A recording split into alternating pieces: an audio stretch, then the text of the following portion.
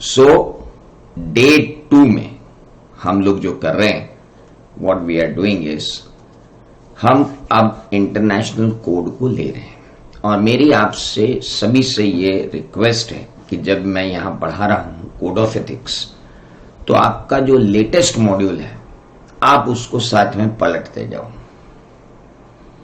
और जो आपने देखा कि मैंने जिसको स्किप कर दिया आप उसको बिल्कुल स्किप कर दो। जैसे कल मैंने 3 चीजें, requirement, application, material and all, मैंने कहा ये कभी एग्जाम में नहीं आएगा, तो बस एक बार देख लिया, अब उसके ऊपर पेंसिल से क्रॉस कर दो कि ये वापस अपने को कभी पढ़ना ही नहीं है। इस तरीके से आई लेट्स मूव। अब हम आगे बढ़ते हैं विथ द कोड। अब हमें इंटरनेशनल कोड ऑफ एथिक्स पढ़ना है। तो मैंने कल आपको इंटरनेशनल कोड ऑफ एथिक्स में बताया था कि इंटरनेशनल कोड ऑफ एथिक्स के अंदर कितने पार्ट हैं। पार्ट 1 है जिसके अंदर उन्होंने बोला था फंडामेंटल प्रिंसिपल्स हैं और कंसेप्चुअल फ्रेमवर्क है ना। तो आज अपन इस फंडामेंटल प्रिंसिपल पर कंसंट्रेट करेंगे। We will concentrate on fundamental principle. So we will concentrate on fundamental principle. What are the fundamental principles? सारे फंडामेंटल प्रिंसिपल्स हमने इंटरमीडिएट में पढ़े हैं। ऐसे 200 में वो सारे फंडामेंटल प्रिंसिपल्स भी पढ़ लिए, और चैप्टर 1 इंटरमीडिएट के अंदर ही conceptual framework of threats and independence, वो भी सब पढ़े हुए। लेकिन फाइनल लेवल में उन्हीं 2 चीजों को यहां दिया हुआ है। तो आप ये मत सोचना कि सर ये स्टैंडर्ड से उठा के यहां रखा है क्या, नहीं।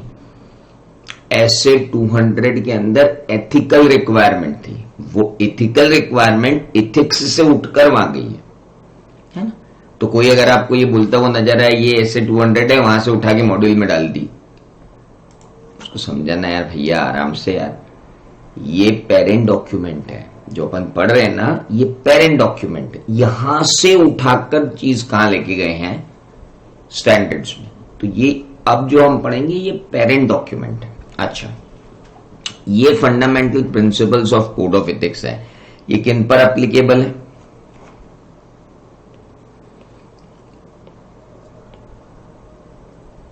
चाहे आप प्रैक्टिस में हो या ना हो। किसी दिन ऑब्जेक्टिव टाइप क्वेश्चन डाल दिया तो गड़बड़ हो जाएगी।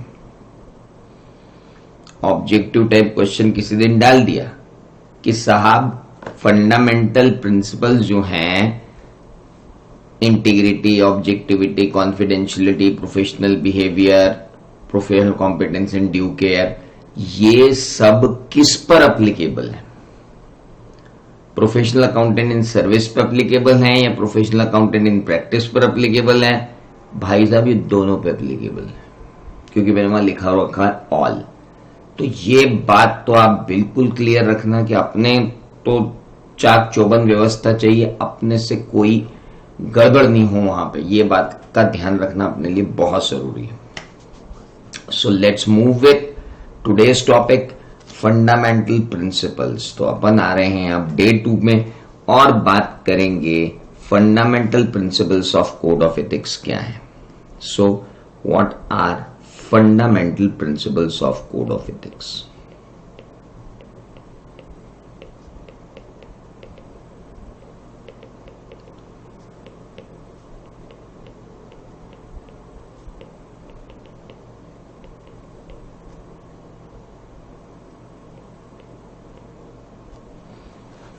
और आप रोज मेरे लिए 1 घंटा 10 मिनट से ज्यादा नहीं मांग रहा मैं आपसे, आप रोज मेरे लिए 1 घंटा 10 मिनट, 1 घंटा 15 मिनट निकाल लीजिए। आपकी जो लॉजिकल कॉपी तैयार होगी और जो logical completion of your module होगा वो बाद में बहुत हेल्प करेगा।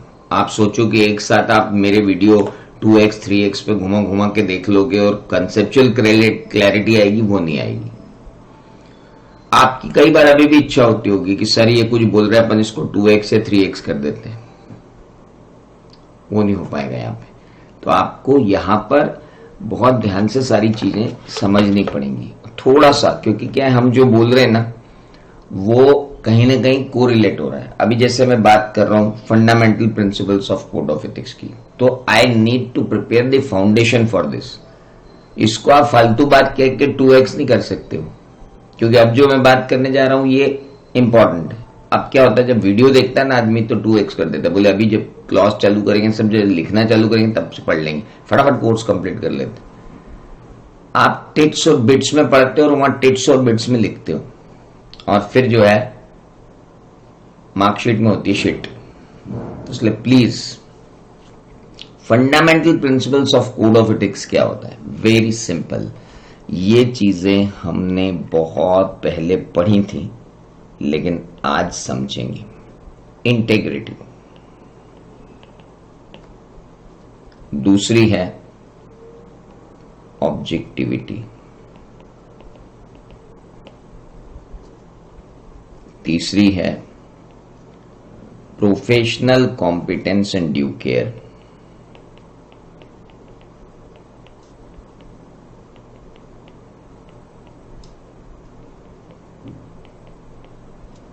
चौथी है objectivity, professional competence and due care, उसके बाद आती है कॉन्फिडेंशियलिटी,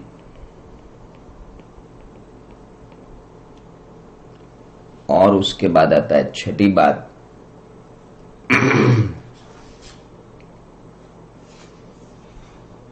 क्या थी, प्रोफेशनल बिहेवियर। आपके फर्स्ट वॉल्यूम में, मतलब जो आपका पहला वॉल्यूम है उसमें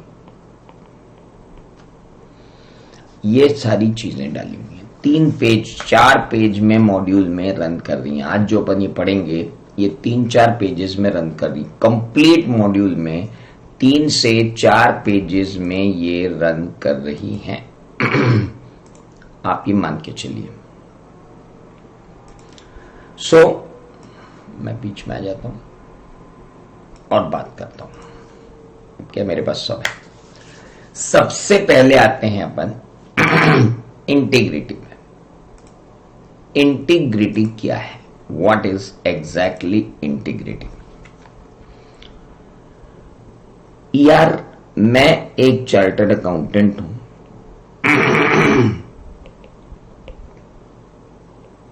मुझे बेईमान तो नहीं होना चाहिए, मुझ में ईमानदारी होना चाहिए, मुझ में ईमानदारी होना चाहिए। Lecture not running, it's like video is paused. हो ही नहीं सकता बेटा, मेरी लीज लाइन है, आप क्या गड़बड़ है? बाकी सारे लोगों को समझ में आ रहा है। नहीं तो आपके अलावा सब लोग बोलते ना वीडियो पॉज है। आप जरा अपना नेट कनेक्शन चेक करो। Integrity, what is integrity?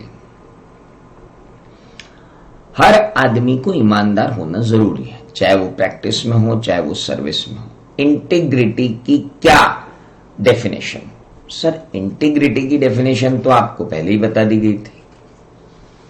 Straight forward होना चाहिए, ऑनेस्ट होना चाहिए, सिंसियर होना चाहिए। प्रोफेशनल रिलेशनशिप हो या बिजनेस रिलेशनशिप हो, हर जगह आपको क्या होना चाहिए? You should be straight forward and honest. So integrity के अंदर तो सिर्फ 2 चीजें आती हैं, एक he must be straight forward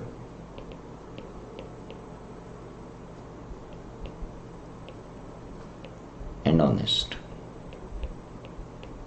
मैं थोड़ा सा बड़ा लिख देता हूं।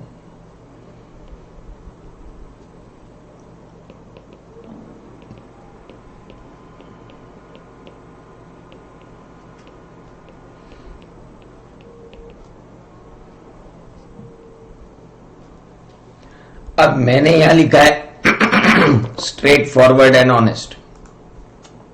आपको क्या करना है, जब आप लिखने जाओगे तो आपको लिखना पड़ेगा चार्टर्ड अकाउंटेंट इन प्रैक्टिस और in service, he must be straight forward, honest and sincere towards his approach. Line आपकी बड़ी हो जाएगी। लेकिन ये स्ट्रेट फॉरवर्ड और ऑनेस्टी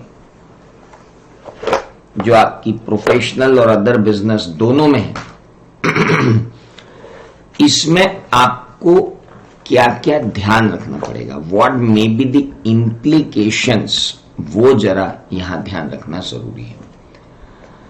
सबसे पहले आपको अगर कोई रिपोर्ट देनी है, आपको अगर किसी रिटर्न के साथ एसोसिएट होना है, आपको कोई कम्युनिकेशन के साथ एसोसिएट होना है, जो किसी अदर इंफॉर्मेशन के साथ एसोसिएट होना है, जो थर्ड पार्टी यूज करेगी, डेफिनेटली आप एक चार्टर्ड अकाउंटेंट हो, कोई ना कोई आपसे रिपोर्ट मांगना आएगा, कोई ना कोई आपसे सर्टिफिकेट मांगना आएगा, कोई ना कोई आपसे रिटर्न के लिए जानकारी मांगना आएगा, आएंगे लोग। तो अब बात यह है कि अगर आपको पहले से मालूम है कि बंदे ने जो स्टेटमेंट बना के रखा है, फाइनेंशियल स्टेटमेंट बना के रखा हुआ है, वो मिसलीडिंग फाइनेंशियल स्टेटमेंट्स हैं, या आपने फाइनेंशियल स्टेटमेंट देखते ही ये बता दिया कि भैया तेरी बैलेंस शीट ही मैच नहीं हो रही है, कैसा बनाए ये अकाउंट्स। पहली फुर्सत में मैं ये बोल सकता हूं कि आपने जो अकाउंट्स बनाए हैं वो बहुत ही नेग्लिजेंटली बनाए हैं। इस तरीके से कोई अकाउंट्स बनाता है? जो फाइनेंशियल इंफॉर्मेशन आप मेरे पास लाके दे रहे हो, ना वो शेड्यूल 3 के अंदर आ रही है, ना वो अकाउंटिंग स्टैंडर्ड्स के हिसाब से दिख रही है, और तो और फौरी तौर पर मैं फाइनेंशियल स्टेटमेंट को देख के बता सकता हूं कि यह गलत है।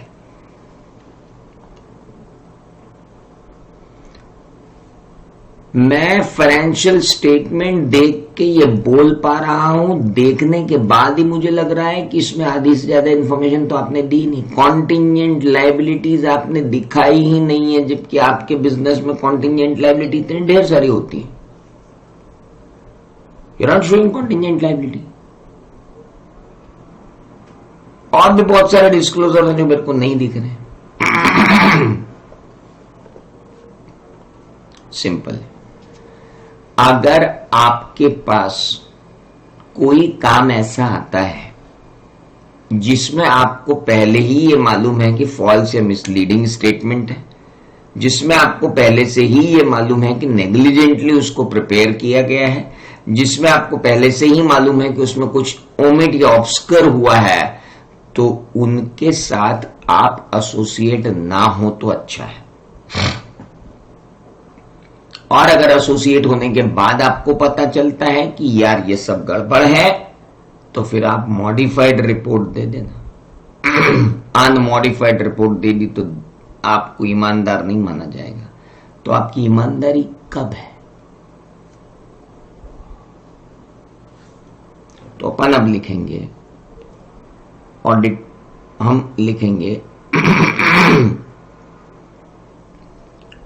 a professional accountant, in practice नहीं लिख रहा हूं मैं, should not knowingly be associated with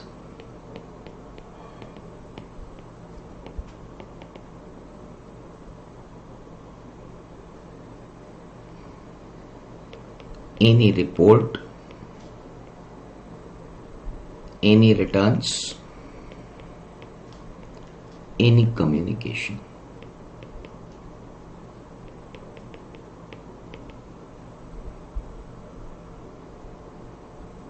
or any other information. ना आपको किसी रिपोर्ट से, ना आपको किसी रिटर्न से, ना आपको किसी कम्युनिकेशन से, ना आपको किसी अदर इंफॉर्मेशन से एसोसिएट होने की जरूरत है। If he believes that such information, अगर उसे ये बिलीफ है कि ये इंफॉर्मेशन जो है वो पहला कंटेन्स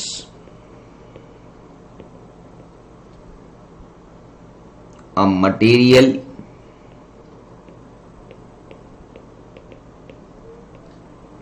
and false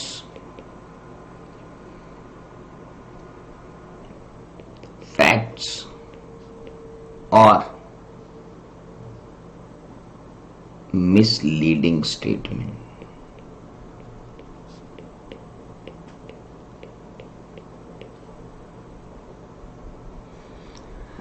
आपको लगता है कि जिस रिपोर्ट को आपके पास भेजा गया है, जिस रिटर्न को आपके पास भेजा गया है, जिस कम्युनिकेशन को आपके पास भेजा गया है, जिस अदर इंफॉर्मेशन को आपके पास भेजा गया है और आपसे कहा जा रहा है कि इस पे काम करो, और आपको पहले ही दिन ये भरोसा है कि बॉस मेरा विश्वास है कि ये मटेरियली फॉल्स फैक्ट्स हैं जो दिए जा रहे हैं या मिसलीडिंग स्टेटमेंट्स हैं जो दिए जा रहे हैं, तो मुझे अपने आप को एसोसिएट करने की जरूरत नहीं है, या मुझे लग रहा है, और if I am saying that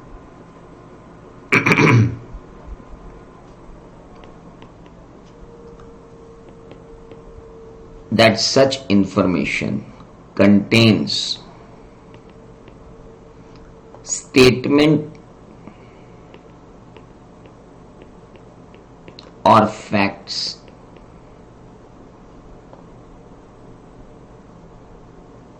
which are provided negligently, लापरवाही पूर्वक असर्शन किए गए हैं. I can tell you on face of the financial statement or returns or anything, negligently provide की. फॉर एग्जाम्पल एक एंटिटी के पास आप गए, उसका टर्नओवर आपको दिख रहा 5 करोड़ के ऊपर. आपने कहा क्या भैया जीएसटी नंबर कहाँ है? सर हम तो सिर्फ एक्सपोर्ट करते हैं. अरे तो एक्सपोर्ट करते हो तो एग्जम्प्टेड सर्विसेज तो देते हो ना. हाँ तो जीएसटी का रजिस्ट्रेशन क्यों नहीं लिया?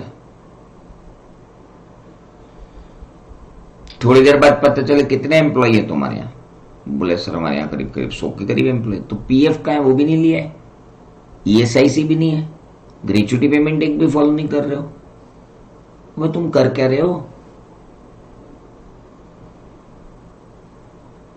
तो अब अगर आप एक ऐसे इंफॉर्मेशन के साथ एसोसिएटेड है, वो आ गया और सर्टिफिकेट लेने और आपको बोलता है सर सर्टिफिकेट दे दो कि हमारे ऊपर जीएसटी नहीं लगता.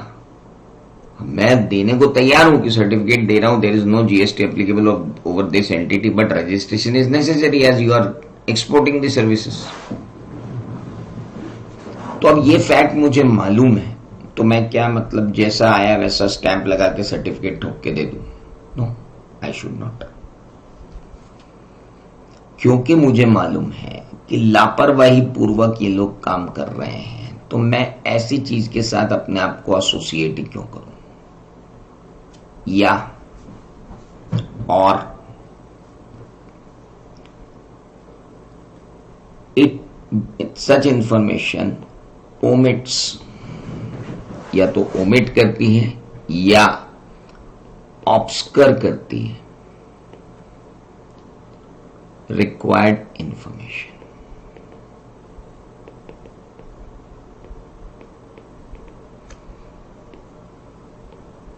डिस्क्लोजर ही भूल गए.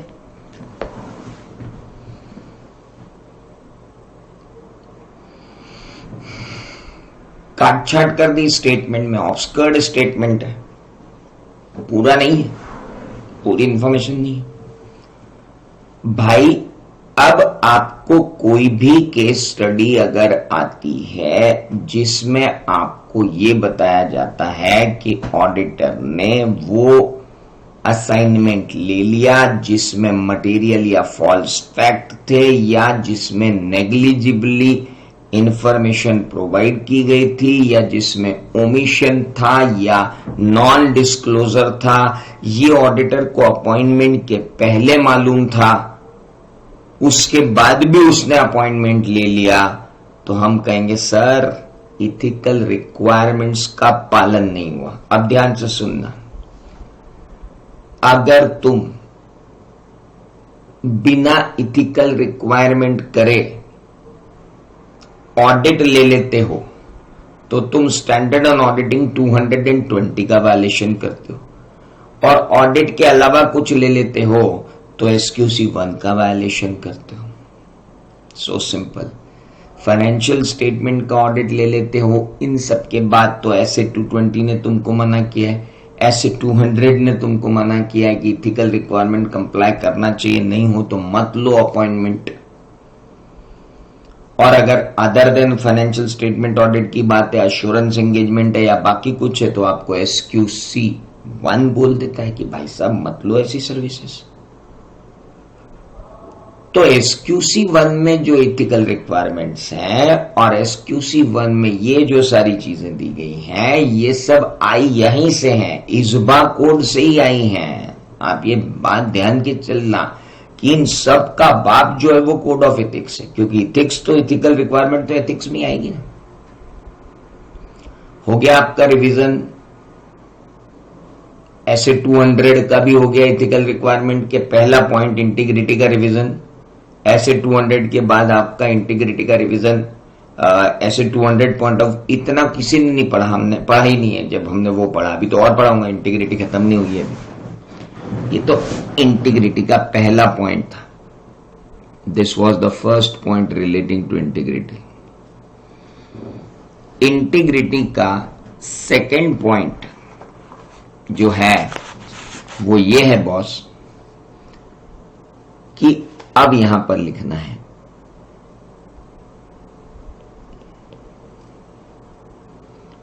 If auditor got to know all above facts post acceptance of engagement, he should give modified audit report। मेरा ख्याल है मॉडिफाइड ऑडिट रिपोर्ट तो सब समझ ही रहे हैं फाइनल में आके, या तो क्वालिफाइड ऑडिट रिपोर्ट दोगे, डिस्क्लेमर दोगे, एडवर्स दोगे, लेकिन अनक्वालिफाइड तो नहीं दोगे।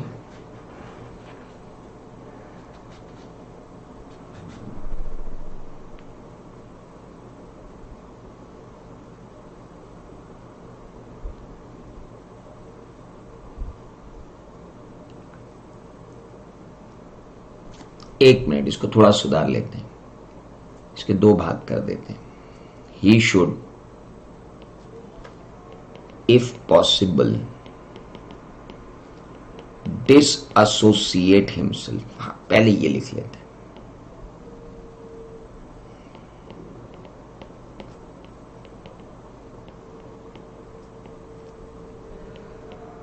And if engagement is compulsory to perform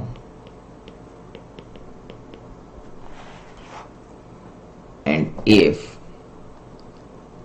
engagement is compulsory to perform, या पहले तो आपने अपॉइंटमेंट ले लिया, अपॉइंटमेंट लेने के बाद आपको पता चला कि यार क्या है यार, ये तो कचरा है, हाँ तो फिर आप डिसोसिएट हो जाओ वहां से, नहीं मेरे को नहीं करना, आई एम गोइंग। लेकिन एंगेजमेंट जो है उससे आप डिसोसिएट नहीं हो सकते। Engagement is compulsory to perform, क्योंकि आपको तो स्पेशल ऑडिटर बना करके भेजा गया है, अब आप विड्रॉ नहीं कर सकते हो। Engagement is compulsory to perform express modified opinion. काम ही खत्म। मॉडिफाइड ओपिनियन एक्सप्रेस करो। यहां से ऑब्जेक्टिव बन रहा है भैया, either or, both the above, none of the above.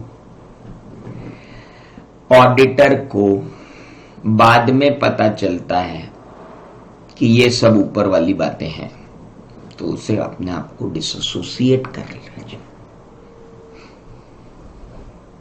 और मैंने अब जो वर्ड लिख दिया है ऑडिटर, वहां पर आप ऑडिटर की बजाय प्रोफेशनल अकाउंटेंट वर्ड लिखोगे तो ज्यादा बेटर है, क्योंकि ऑडिटर तो सिर्फ ऑडिट तक सीमित रह जाता है, अपन तो सभी के लिए पढ़ रहे हैं। प्रोफेशनल अकाउंटेंट वर्ड पढ़ना ज्यादा बेटर है। अगर प्रोफेशनल अकाउंटेंट को यह पता चलता है कि वो जिस चीज से एसोसिएट हुआ है वहां पर गड़बड़ पाई जा रही है, तो उसे क्या करना चाहिए? पहला रिएक्शन तो ये होगा कि ये काम मैं करूं ही क्यों यार, मैं तो डिसोसिएट ही हो जाता हूं इससे, कि काम करने का कोई मीनिंग नहीं है। नहीं नहीं नहीं नहीं, ये एंगेजमेंट तो कंपलसरी है भाई साहब परफॉर्म करना। आप इस एंगेजमेंट से बच नहीं सकते हो, आपको ये एंगेजमेंट कंपलसरीली परफॉर्म करना पड़ेगा। तो भाई मॉडिफाइड ओपिनियन दे दो।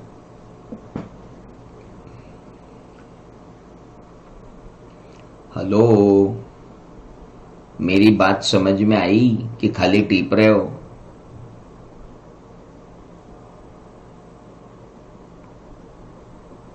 आगे बढ़े। ये थी आपकी टोटल इंटीग्रिटी। ये इंटीग्रिटी का पॉइंट है। अब इस पॉइंट को वो किस तरीके से, किस केस स्टडी में, किस एमसीक्यू में, किस ट्रू फॉल्स में लेकर आएंगे, ये आपको भी नहीं मालूम है। लेकिन ये ध्यान रखना, जब जब कहीं हमें ये दिखेंगे पॉइंट्स, वहां ये वाला लेकर के आना जरूरी है। That is called integrity. Integrity के बाद आती है ऑब्जेक्टिविटी।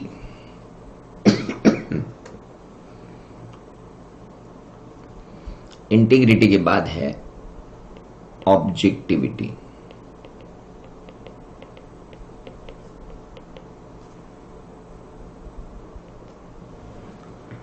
ऑब्जेक्टिविटी में लिखा है that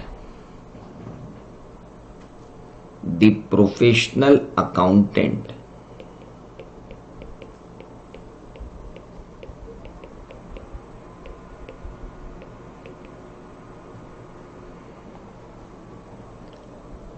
should not compromise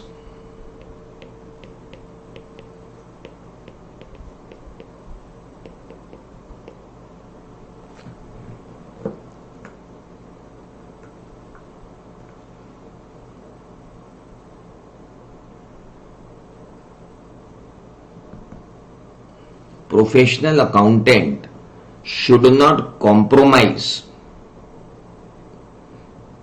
with their professional और business judgment। आप जो भी प्रोफेशनल या बिजनेस जजमेंट लोगे उसमें आपको बिल्कुल भी कॉम्प्रोमाइज नहीं करना चाहिए with your independence. Your judgment should not be biased, your judgment should not be having any conflict of interest, and your judgment should be free from any undue influence. Should not compromise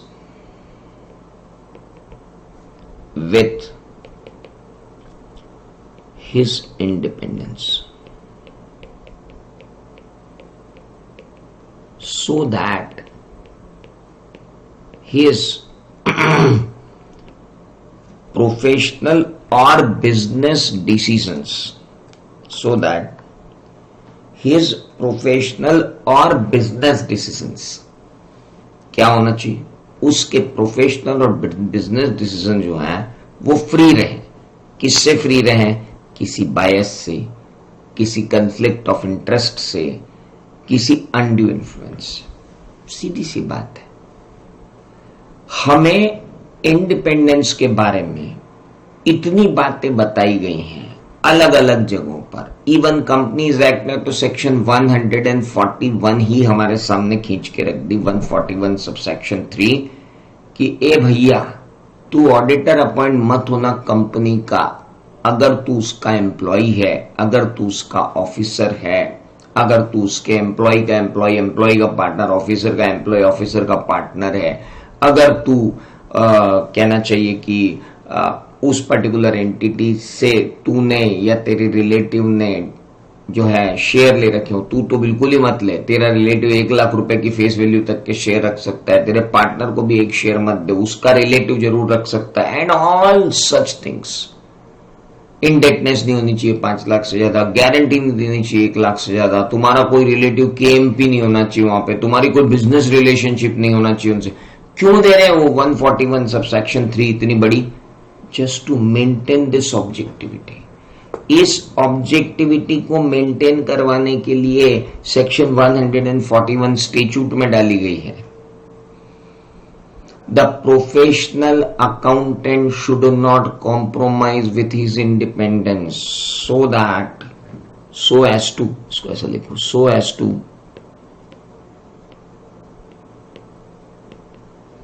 have no effect of following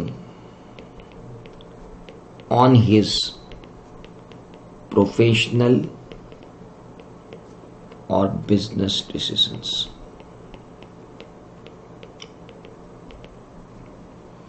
पहला बायस, दूसरा conflict of interest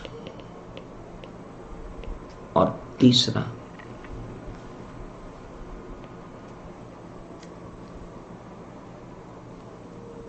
undue influence.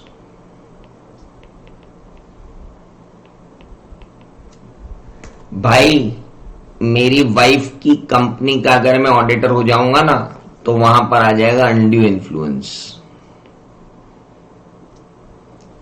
भाई जिस company में मेरे ही 25% लगे, अगर मैं ही उसका ऑडिटर हो जाऊंगा ना तो भाई साहब आ जाएगा कन्फ्लिक्ट ऑफ इंटरेस्ट। और भाई अगर मैं मेरी ही फर्म को ऑडिट कर दूंगा ना तो आई विल बी बायस्ड। अब चाहे तुम उसको बायस बोल लो, चाहे तुम उसको कन्फ्लिक्ट ऑफ इंटरेस्ट बोल लो, चाहे तुम उसको अनड्यू इन्फ्लुएंस बोल लो, यार बात तो सेम है। तुम्हारे प्रोफेशनल असाइनमेंट के अंदर अगर कुछ भी क्या होता है, बायस्ड होता है, कन्फ्लिक्ट ऑफ इंटरेस्ट होता है, अनड्यू इन्फ्लुएंस होता है, तो हम कहते हैं भाई तुमने ऑब्जेक्टिविटी लॉस्ट कर दी, and objectivity has to be always there. अब यहां से आपको एक तो एमसीक्यू के दर्शन हो गए, क्योंकि बायस, कन्फ्लिक्ट ऑफ इंटरेस्ट और अनड्यू इन्फ्लुएंस तीनों आएंगे, हेंस ऑल द अबव आएगा। और यहां पर एक चीज और है कि प्रोफेशनल और बिजनेस डिसीजन दोनों पे बात हो रही है, and they are talking about independence. क्या मैं अब तीसरे पॉइंट पर चलूं जो और ज्यादा इंपॉर्टेंट है, and that is called professional competence and due care. यहां तक किसी को कोई डाउट है तो वो पूछ सकता है।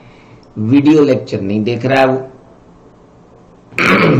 जो डाउट ही ना पूछ पाए। हाँ, जो वीडियो लेक्चर देख रहे हैं वो डाउट ग्रुप पे डालेंगे, जो लाइव देख रहे हैं वो यहां पूछ सकते हैं। चले आगे। हेलो,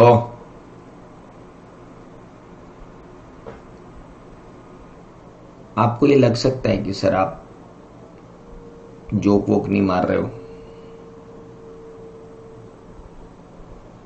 तो आप भी फाइनल में हो, मैं भी चार्टर्ड अकाउंटेंट, आप मेरी इंटर की क्लास में आओ, सिवाय जोक के कुछ नहीं होता, और फाउंडेशन की क्लास में आ जाओ तो स्टैंड अप कॉमेडी के अलावा कुछ नहीं होता। पर यार अब जैसा देश वैसा भेस, you are in CA final and I am teaching as a chartered accountant, so both of us should have dignity. तो और पढ़ भी सब्जेक्ट रहे इथिक्स, आएगा जब आएगा। जबरदस्ती ह्यूमर डालने के लिए नाटक नोटंकी करने का कोई मीनिंग नहीं। चले आगे, चलिए let's move.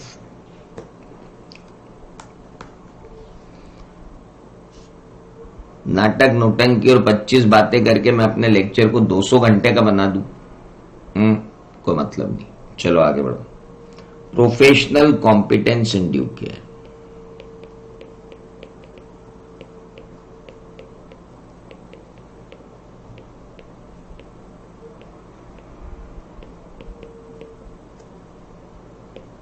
Third point, professional competence and due care क्या है? भाई साहब, ऑडिट कर रहे हो, रोज नए चेंज आ रहे हैं। शेड्यूल 3 चेंज हो गया, वो तो भगवान ने बचाया कि इस बार से उन्होंने उसको अप्लाई नहीं किया। बैंकर चेंज, कंपनीज एक्ट में अमेंडमेंट आते रहते हैं, नए अकाउंटिंग स्टैंडर्ड्स आते रहते हैं, नई गाइडलाइंस आती रहती। भाई अगर मैं अपने आप को प्रोफेशनल नॉलेज और प्रोफेशनल स्किल को इस लायक नहीं रखूंगा कि मैं अपनी ड्यूटी को डिस्चार्ज कर सकूं, तो धिक्कार है मुझको। मैं अपना ऑडिट अगर टेक्निकल और प्रोफेशनल स्टैंडर्ड्स के हिसाब से ना कर पाऊं, तो भाई साहब मुझे ऑडिट करने का या कोई भी काम करने का कोई अधिकार नहीं है। मैं जितने भी जजमेंट लूं वो प्रोफेशनल बेसिस पर ना लेकर इमोशनल बेसिस पे चलता रहूं, तो सर मैं कैसे प्रोफेशनल कॉम्पिटेंस को मेंटेन करूंगा? अगर मैंने कंटिन्यूइंग प्रोफेशनल डेवलपमेंट नहीं किया, सीपीआरस के मेरे लेक्चर्स अटेंड नहीं किए, तो मैं कैसे काम करूंगा? अगर मैंने अपने स्टाफ को properly, carefully, thoughtfully, timely basis पर डायरेक्ट कंट्रोल सुपरवाइज नहीं किया, तो कैसे काम चलेगा? यानी मुझसे कहा जा रहा है भाई प्रोफेशनल कॉम्पिटेंस भी रखो और ड्यू केयर भी रखो। तो ठीक है, पहले मैं प्रोफेशनल कॉम्पिटेंस की बात कर लेता हूं।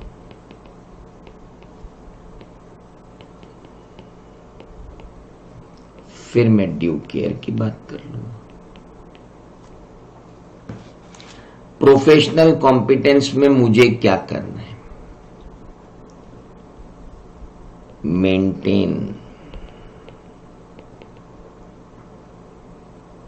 Professional knowledge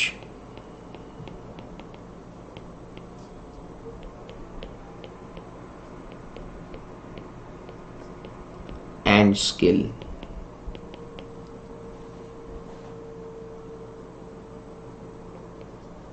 up to required level of professional assignment।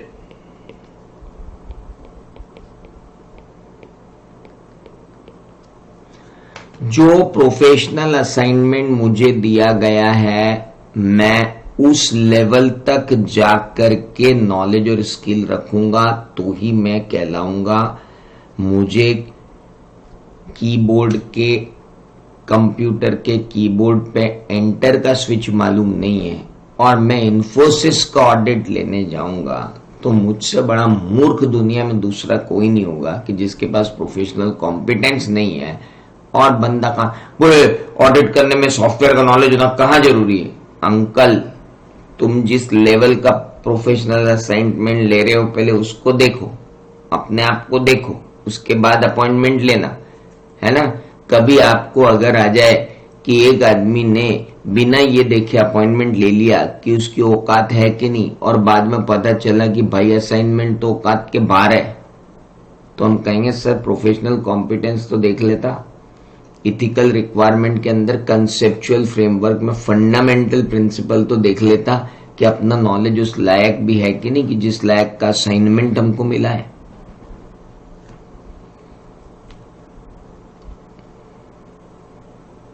ना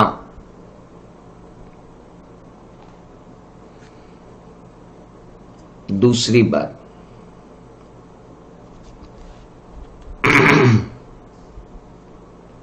diligently applying of technical and professional standards।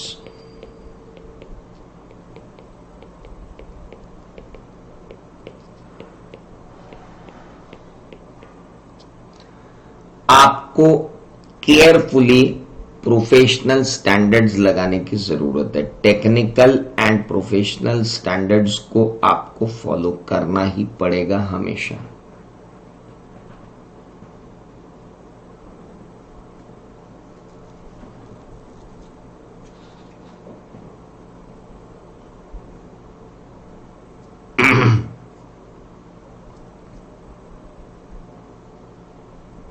अगली बात, डेवलप continuing awareness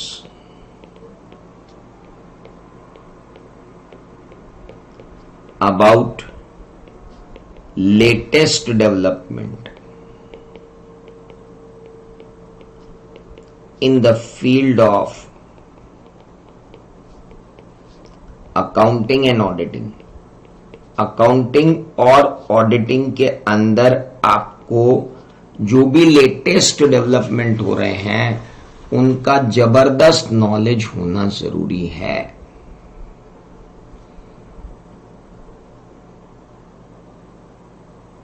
इसके बाद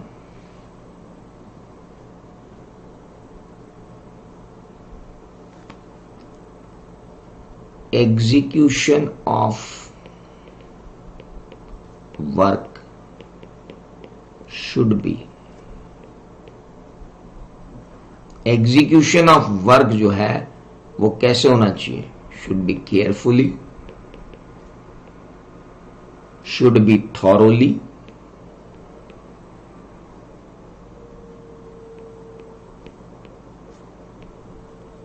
should be on timely basis।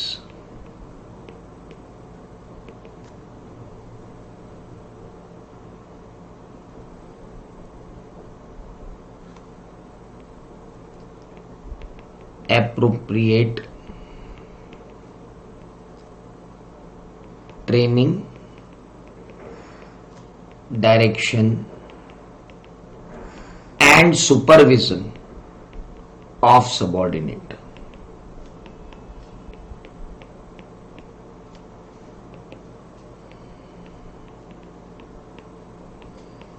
is required।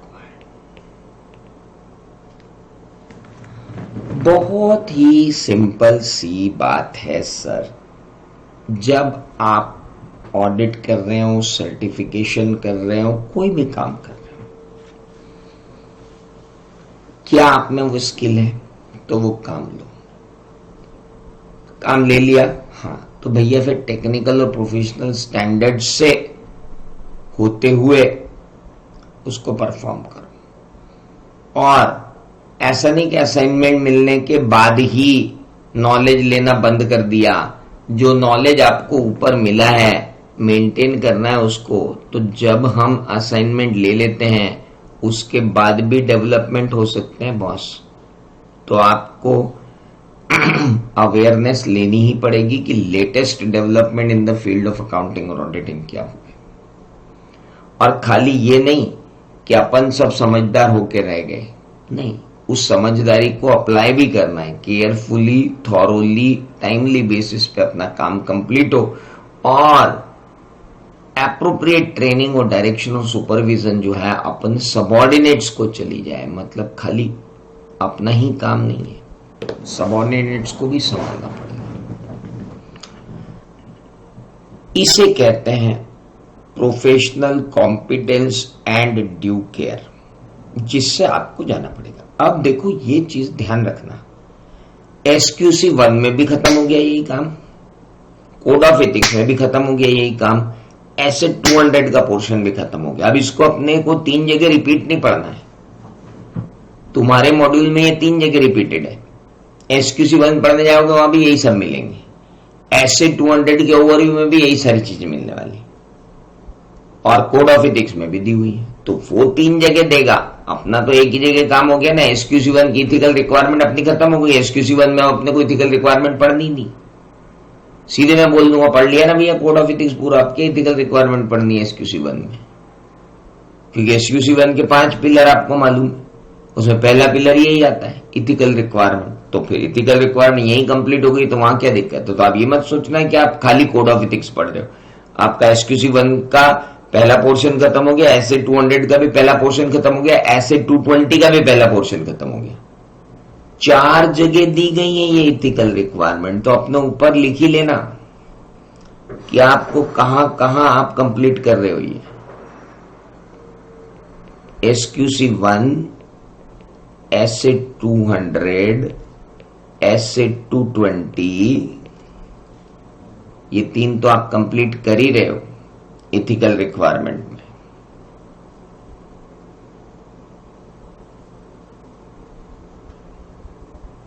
और कहां बताई थी मैंने अभी? चौथी बात, SQC1 हो गया, ऐसे 200 हो गया, ऐसे 220 हो गया, और कोड ऑफ एथिक्स हो गया।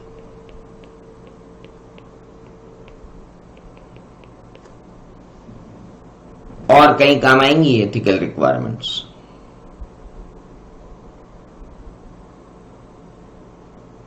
ये कहीं भी आ सकती है। अब वो आपके बाकी तो आप है ही नहीं तो उनकी भी खत्म हो जाती है, रिव्यू, एंगेजमेंट, और वो तो आपके कोर्स में से हटा दिया उन्होंने। So let's see, objectivity, professional competence and due care. Okay, let's move to the next. Confidentiality. Oh ho ho ho.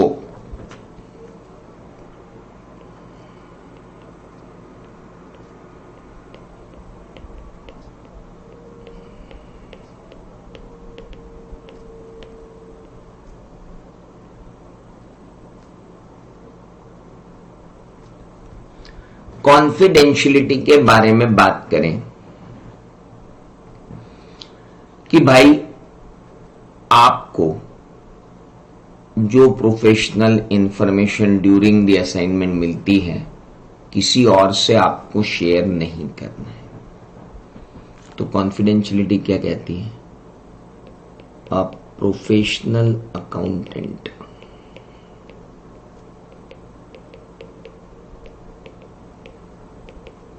shall refrain himself from,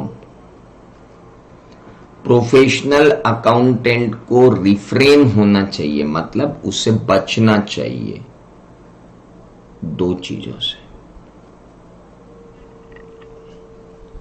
क्या है भैया 2 चीजें?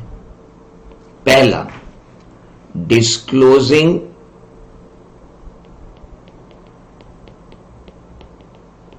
information with persons outside the firm, and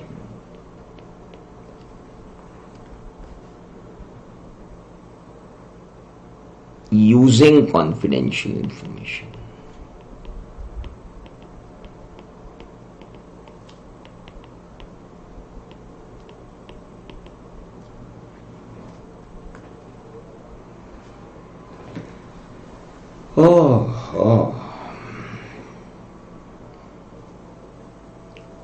यार ये बात तो अपन बचपन से देखते हैं, ऐसे 200 में भी अपने को पढ़ाई गई थी कि कॉन्फिडेंशियलिटी लूज नहीं करना है अपने क्लाइंट की इंफॉर्मेशन की जब तक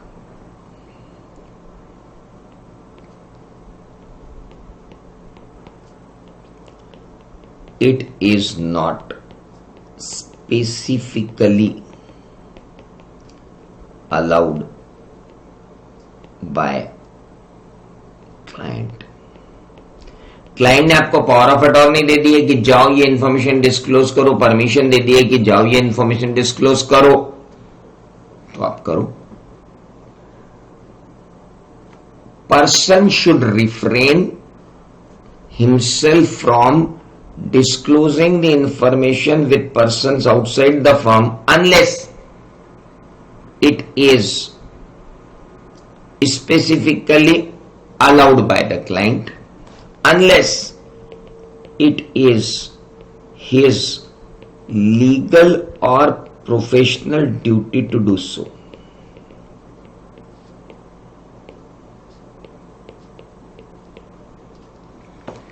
भैया ऑडिटर को अपॉइंट इसलिए किया था कि जिसने अपॉइंट किया है उसको जाकर कंपनी की इंफॉर्मेशन दे, तो ऐसा करना उसकी प्रोफेशनल ड्यूटी थी।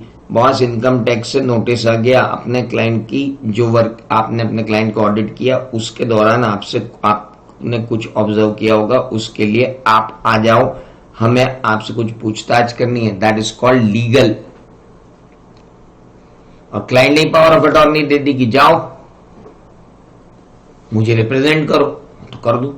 अब ये तो बचपन से बढ़ते आ रहे हैं अपन की कॉन्फिडेंशियलिटी 3 केसेस में ब्रीच हो सकती है। पहला, क्लाइंट ने अलाउ कर दिया हो। दूसरा, लीगल ड्यूटी हो, इनकम टैक्स डिपार्टमेंट ने नोटिस भेज दिया, जीएसटी डिपार्टमेंट ने नोटिस भेज दिया, तुम्हारे क्लाइंट के बारे में तुमसे कुछ पूछताछ करनी है। That is called legal. Enforcement directorate से आ गया कि भैया हमने करोड़ों की चोरी इसके पकड़ी है, अब आपसे बात करनी, आ जाओ, जाओ।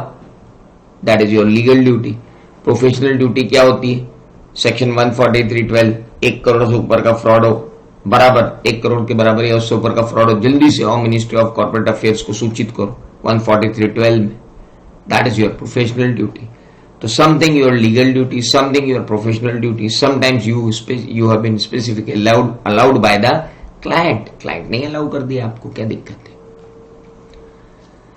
ओहो, ऑडिटर हो? हाँ। रिलायंस पावर के ऑडिटर हो? हाँ। रिलायंस पावर की कोई एनर्जी सेक्टर में डील होने वाली है, ये इन्फॉर्मेशन तुम्हें मालूम है? हाँ। तुमने और तुम्हारे स्टाफ ने सबने रिलायंस पावर के शेयर खरीद लिए? हाँ। और जब रिलायंस पावर के शेयर ऊपर गए तुम सबको बेहतरीन फायदा हुआ? हाँ बेटा, you have used confidential information of Reliance power for your personal advantage or advantage of third party.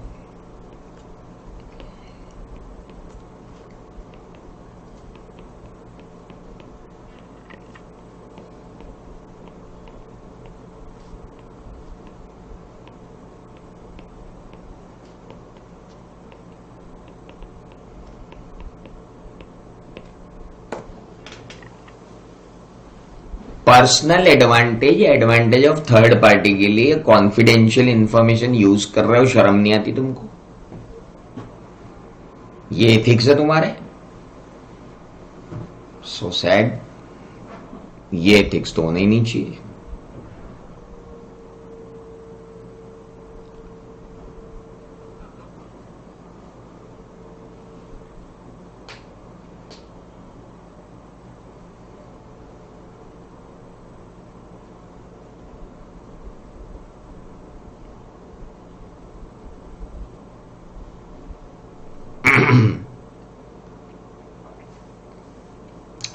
Now, अब बहुत इंपॉर्टेंट बात, कॉन्फिडेंशियलिटी कब तक मेंटेन करूं और किस किस की मेंटेन करूं? बड़ी इंटरेस्टिंग बात लिखाने जा रहा हूं मैं आपको।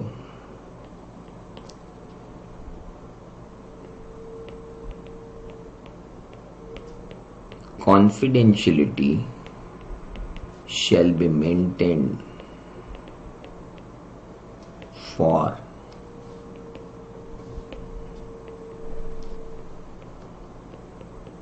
prospective client,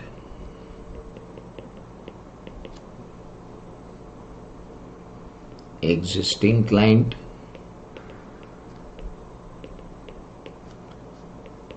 and past clients. भाई साहब, एक आदमी आपसे काम कराने आया, आपने उसको फीस बताई, वो चला गया, लेकिन इंफॉर्मेशन तो आपके पास है ना। तो प्रोस्पेक्टिव क्लाइंट हो कि एग्जिस्टिंग क्लाइंट हो कि पास्ट क्लाइंट हो, तीनों के लिए कॉन्फिडेंशियलिटी मेंटेन करनी है भाई साहब। ध्यान रखा जाए भयंकर तरीके से।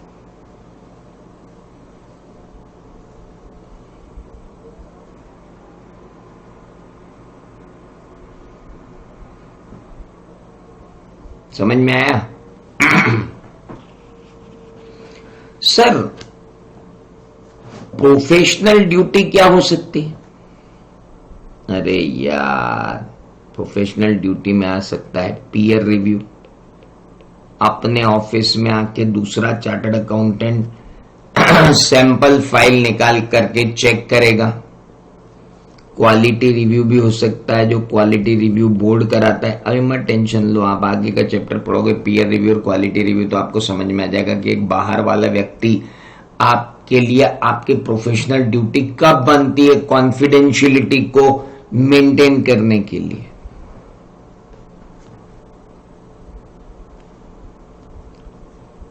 कोई इंक्वायरी, ये लीगल और प्रोफेशनल ड्यूटी के एग्जांपल दे रहा हूं बेटा मैं, है ना। कभी आ सकता है कि लीगल एंड प्रोफेशनल ड्यूटी में क्या क्या आएगा, तो सर पीयर रिव्यू हो गया, क्वालिटी रिव्यू हो गया, उसके बाद इंक्वायरी हो गई उस कंपनी के अगेंस्ट में, इन्वेस्टिगेशन हो गया उस कंपनी के अगेंस्ट में,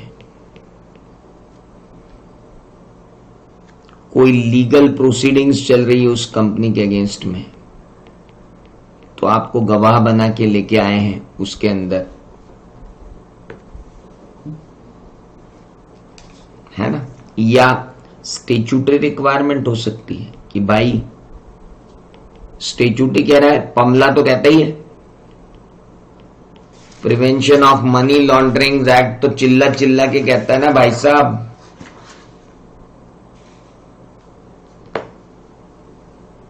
चिल्ला चिल्ला के कहता है वो तो, कि आपको अगर कुछ मिले तो बताओ।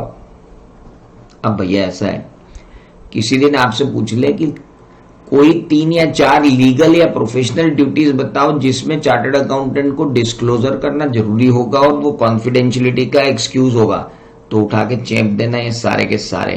बोला भाई साहब पीयर रिव्यू करने जाएंगे, क्वालिटी रिव्यू करने जाएंगे, तो क्वालिटी रिव्यू करवाने जाएंगे तो सामने वाला हमसे पूछेगा, इंक्वायरी होगी तो हमें बताना पड़ेगा, इन्वेस्टिगेशन होगा तो हमें बताना पड़ेगा, लीगल प्रोसीडिंग्स अगर किसी के खिलाफ चल रही है उस पर गवाही देनी पड़ी तो हमें जाना पड़ेगा, और स्टैट्यूटरी रिक्वायरमेंट तो है ही। इसलिए हमें लीगल और प्रोफेशनल ड्यूटी है कि हमें ये डिस्क्लोज करना पड़ेगा।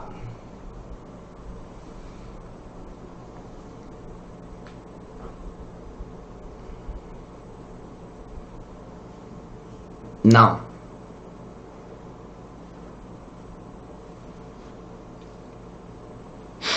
जब आप ये इंफॉर्मेशन दोगे, कब, जब आपसे मांगेंगे, पीयर रिव्यूअर मांगेगा, क्वालिटी रिव्यूअर मांगेगा, इंस्पेक्टर मांगेगा, इन्वेस्टिगेटर मांगेगा, या कानून मांगेगा या स्टैट्यूट मांगेगा, तो ये ध्यान रखना बहुत अच्छे से कि भाई इंफॉर्मेशन वो ही देना जो तुम्हें मालूम हो, और इंफॉर्मेशन देना एप्रोप्रिएट अथॉरिटी को, जिसको आपको इंफॉर्मेशन पहुंचानी है उसी को पहुंचे। 2 केयर रखना और जरूरी है इसमें, specific care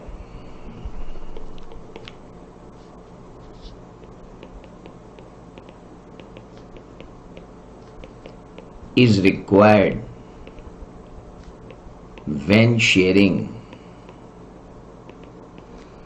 the confidential information.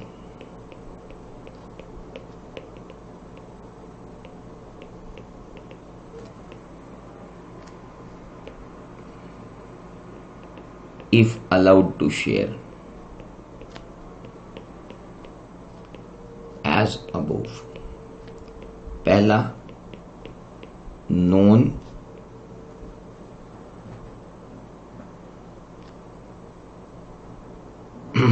and substantiated information.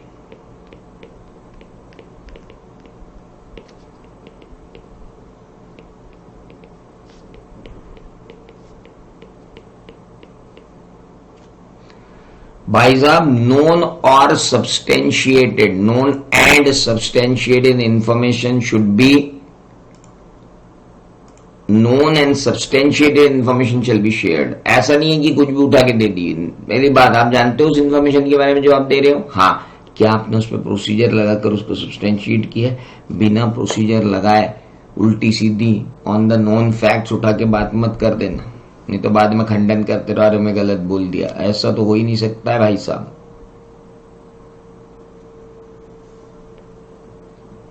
दूसरी बात,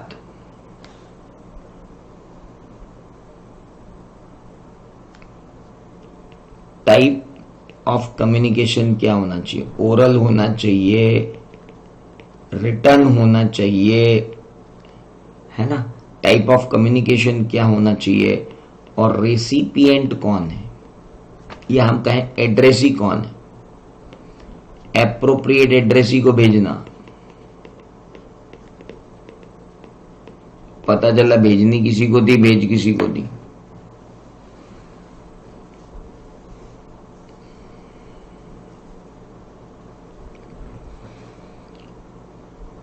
बाई एप्रोप्रिएट लोगों को एप्रोप्रिएट इंफॉर्मेशन, वो भी रिलायबल और सफिशिएंट इंफॉर्मेशन दी जाए।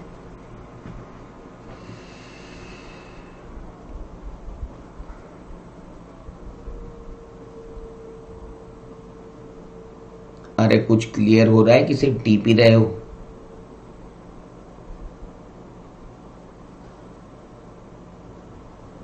क्लियर हो रहा है? इसको कहते हैं learning, where you are understanding each and everything and copying it in your copy, notes are prepared, module is covered, things are in your mind, बात खत्म। मॉड्यूल कवर, कोई टेंशन नहीं, मॉड्यूल दूसरी बार पढ़ना ही नहीं है। मॉड्यूल की समरी कॉपी के अंदर है और कॉपी की समरी दिमाग में है, फिनिश। अब अगर यही चार्ट में कलरफुल बना दूं और बात करना चालू करूं तो आधे घंटे में ये लेक्चर खत्म हो जाता, और आधे घंटे के अंदर भी आप उसको 2x करके देखते वीडियो लेक्चर तो पूरा ही खत्म। एक बात बता दूं, किसी ट्रेन से कभी जाना है ना, और दिन का सफर करना, जिस स्टेशन पे ट्रेन रुकेगी, रुककर तुम चाय पियोगे, पानी पियोगे, नाश्ता करोगे, उस स्टेशन का नाम तुमको याद रहेगा। और जो स्टेशन से निकलते जाएंगे वो स्टेशन का नाम तुमको कभी याद नहीं रहेगा, क्योंकि तुम ना उस पर उतरे हो, ना तुमने उसको फील किया है। Same thing is with the fundamentals also. If you have only seen them on screen, you have not attached your emotions over there. अभी आप लिखते लिखते अपने ऑफिस की भी 4 रेफरेंसेस पीछे कॉपी मार देते हो। हाँ, अपने ऑफिस के केस में ये हुआ था, वो नोटिस आया था, फिर सर ने भेजा था, वो आपके अटैच होते जा रहे पीछे पीछे, क्योंकि आप मेरे से लर्न कर रहे हो। यहाँ बैठा हर शख्स ये एंडोर्स कर सकता है कि जब वो लिख रहा था तो उसके ऑफिस के अंदर जितने जितने पॉइंट्स आए थे वो सब उसने अटैच कर लिए उस फंडामेंटल के साथ साथ। कुछ लोगों के ऑफिस में पीयर रिव्यू हुआ होगा, कुछ लोगों के ऑफिस में इन्वेस्टिगेशन हुआ होगा, कुछ लोगों के ऑफिस में 143 के नोटिस आए होंगे। It is there. मैंने जैसे ही बोला प्रोस्पेक्टिव क्लाइंट कि भाई एक क्लाइंट आया था, सारा काम अपन ने किया, साला वो चला गया, उसकी फाइल तो अपने पास है, तो अपने सबको याद आ गया कि फाइनेंस का क्लाइंट था, आया था, साले का सीए में डेटा पूरा बनाया और भाग गया। याद तो आ गया ना अपने को, तो वो मेमोरी में परमानेंटली स्टोर हो गया विद एग्जाम्पल। मेरे को देने की जरूरत ही नहीं पड़ी, आपने खुद ही निकाल लिया। ओ भाई, स्टूडेंट साइकोलॉजी भी कुछ होती है ना। लोग बाग वैज्ञानिक बन के ऐसे ही नहीं बैठे हुए कि जो बोल रहे हैं कि चॉक, बोर्ड, राइटिंग सब मिला करके लर्निंग होती है। तो लर्निंग और showing is different thing, showcasing something is different, learning is entirely different. Please make it sure. Confidentiality पर अब अगर आपको वो निबंध लिखने को बोल दे तो आप इस 1 पेज को 3 पेज में कन्वर्ट करके लिख सकते हो, फैला फैला के देख लो। और यही सब कुछ इंस्टीट्यूट ने 4 पेज के अंदर, 3 पेज के अंदर दिया होगा कम से कम मॉड्यूल में। जब आप पढ़ोगे पूरा पढ़ लेना, मॉड्यूल पूरा पढ़ लेना एक बार और काट देना उसको, बस थैंक यू, पढ़ लिया, ये आ गया, हमने पढ़ लिया। आपको मॉड्यूल में ये जो पेज है, ये पेज अलग अलग 3 अलग अलग पेज में 3 अलग अलग पार्ट मिलेंगे, and you need not to do anything. Then comes the last one, professional behaviour क्या होता है? What we mean by professional behaviour? भैया, जब ऑडिट करो तो रेलेवेंट लॉ और रेलेवेंट रेगुलेशंस के साथ ऑडिट करो, और जब अपनी रिपोर्ट दो या अपने बारे में किसी को कुछ बोलो या अपनी फर्म के बारे में किसी को जानकारी दो तो एग्जैगरेटेड क्लेम ना दें।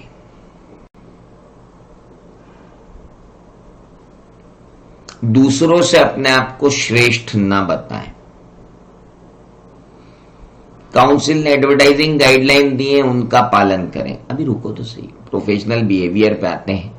कल सुबह अपन जब प्रोफेशनल बिहेवियर पे बात करेंगे then we will talk later on.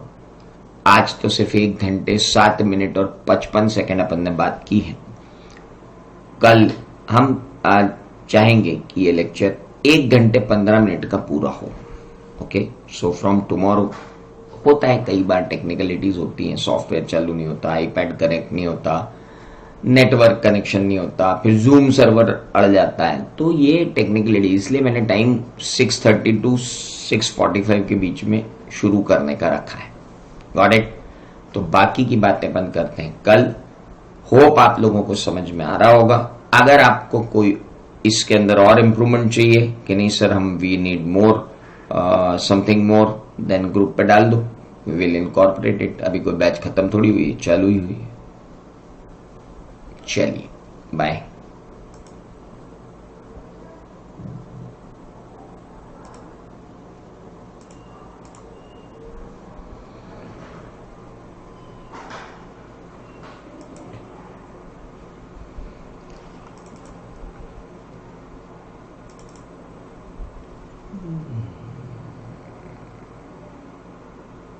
Zero थे, रिकॉर्ड ही नहीं हुआ।